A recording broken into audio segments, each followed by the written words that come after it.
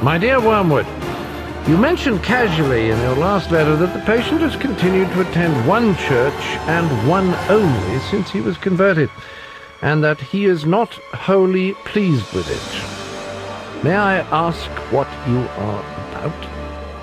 Why have I no report on the causes of his fidelity to the parish church? Do you realize that unless it is due to indifference, it is a very bad thing? Surely you know that if a man can't be cured of church-going, the next best thing is to send him all over the neighborhood, looking for the church that suits him, until he becomes a taster or connoisseur of churches. The search for a suitable church makes the man a critic, where the enemy wants him to be a pupil. The contemptuous way in which you spoke of gluttony as a means of catching souls in your last letter shows only your ignorance. One of the great achievements of the last 100 years has been to deaden the human conscience on that subject, so that by now you will hardly find a sermon preached or a conscience troubled about it. While working your hardest, quite rightly, on other fronts, you must not neglect a little quiet infiltration in respect of gluttony.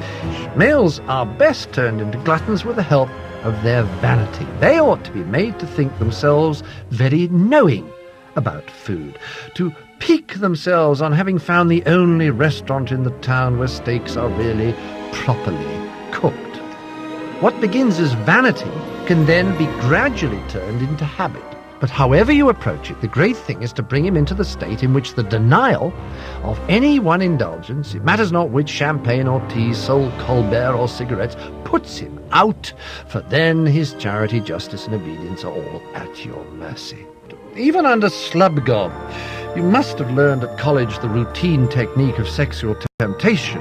Since for us spirits this whole subject is one of considerable tedium, though necessary as part of our training, I will pass it over. But on the larger issues involved, I think you have a good deal to learn. The enemy's demand on humans takes the form of a dilemma: either complete abstinence or unmitigated monogamy. For the last few centuries, we have been closing up as a way of escape.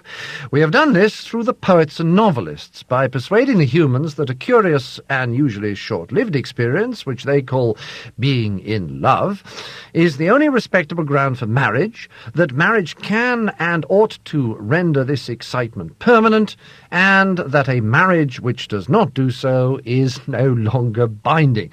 Here comes the joke.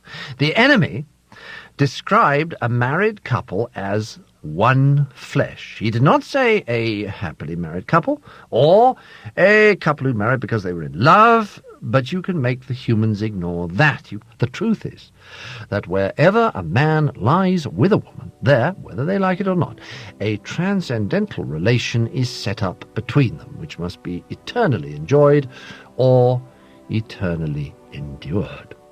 From the true statement that this transcendental relation was intended to produce, and if obediently entered into, too often will produce, affection and the family, humans can be made to infer the false belief that the blend of affection, fear and desire, which they call being in love, is the only thing that makes marriage either happy or holy. The error is easy to produce because being in love does very often precede marriages which are made in obedience to the enemy's design.